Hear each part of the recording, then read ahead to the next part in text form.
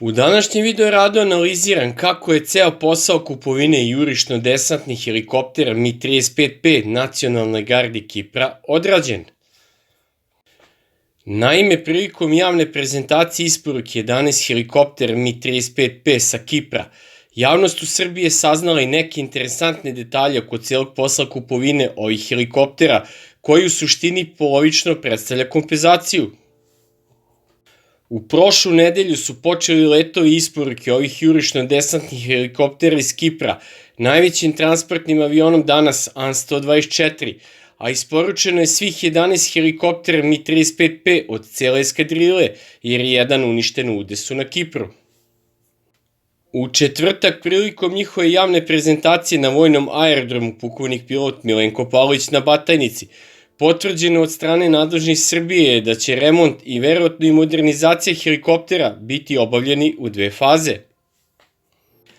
Prvih 6 helikoptera će, kako je rečeno, poletiti do kraja januara, a preostalih 5 do kraja leta 2024. godine.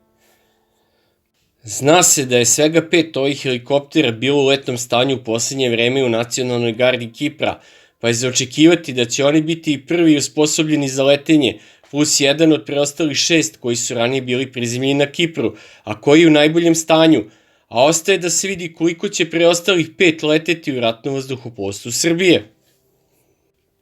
To pitanje se postavlja ako ruski stručnjaci ne budu u mogućnosti da sa nabavljenom količinom delova za ove helikoptere ih osposobe za letenje i nakon 2026. godine.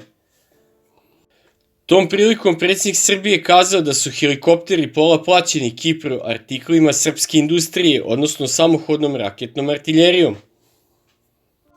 Prilikom obilaska kupljenog naoružanja iz inostranstva, zamenik ministra odbrane Srbije, Nenad Miloradović, je pokazao predsjedniku Srbiji prateće naoružanje za nabavljene helikoptere sa Kipra, koje se sastoji iz topova u gondolama kalibra 23 mm, ali i radiovođenih protioklopnih raketa Ataka, mada nije do danas poznato široj javnosti da li su nabavljene i ovaj tip raketa prethodne verzije, Kokon, koje je nacionalna garda Kipra takođe koristila za naoružavanje ovih helikoptera.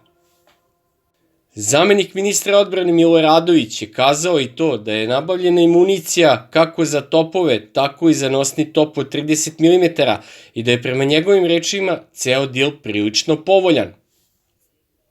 A kako je završen ceo dil oko nabavke navedenih helikoptera sa Kipra?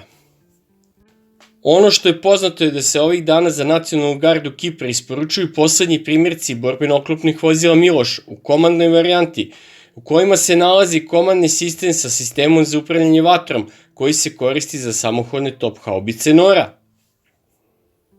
Ministarstvo odbrane Kipra je od kompanije Jugoimport SDPR kupilo 8 komandnih BOV M16 Miloš i 24 samohodne top haubice Nora B52 KI, koji su plaćeni u ratama i koji su tako i proizvođeni po isplati određene tranše novca.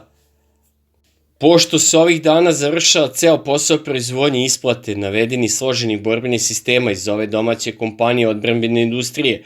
jasno je da poslednja tranša za kupljene samohodne top haubice Nora i borbeno-oklopna vozila Miloš nije isplaćena i da se to učinilo u svrhu pola plaćanja kompenzacijom kupovine 11 jurišno-desantnih helikoptera Mi-35P. U to pola plaćanja artiklima srpske industrije, kako navodi predsjednik Srbije, spada isporuka i 10 samohodnih modularnih višecenih raketnih sistema Tamnava, koji treba da se izrade u kompaniji Jugoimport SDPR, ali je pitanje gdje će da se rade kada pogon ove kompanije u Velikoj Plani radi samohodne top haubice Nora, borbeno-oklopno vozilo Lazar, koji se takođe radi u pogonu BSS u Kuršumliji, gde se radi borbeno-oklopno vozilo Miloš.